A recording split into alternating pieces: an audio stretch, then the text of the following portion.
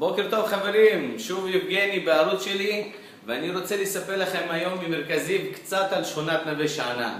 שכונת נווה שאנן כיום נחשבת לאחד השכונות הגדולות בארץ, שבה משתלבים אוכלוסיות שונות של תושבי מדינת ישראל, מצברים הוותיקים עד לעולים ותיקים ועולים חדשים שעלו ממש לאחרונה.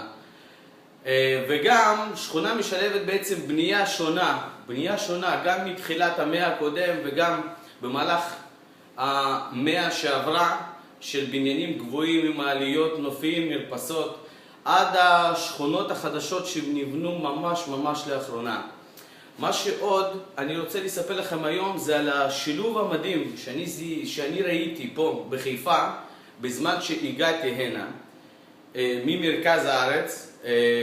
זה השילוב המדהים בין טבע, בין נחלים, לבין ירק, לבין בתי מגורים.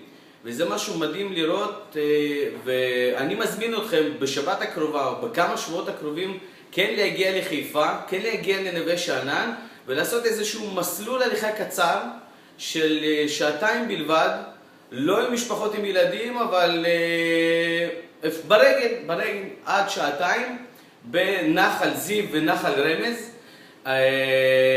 אתם יכולים לראות בגוגל את המפה או להתקשר אליי או לפנות אליי בפייסבוק בהודעות, אס.אם.אסים, תגובות. אני אפנה אתכם.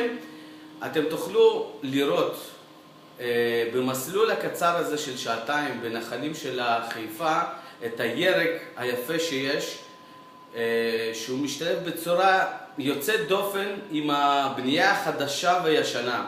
שסיומו של המסלול במרכז זיו כאן ליד המשרד שלנו בעצם, ואם זה באמצע השבוע תוכלו לאכול פה חומוס חבל על הזמן, או פלאפל מדהים, או יש עוד הרבה דברים מאוד טובים ויפים שיש בשכונה. בשבתות סגור פה, תבואו באמצע השבוע שגם אני יוכל לפנק אתכם כאן בקפה שחור, נס נראה.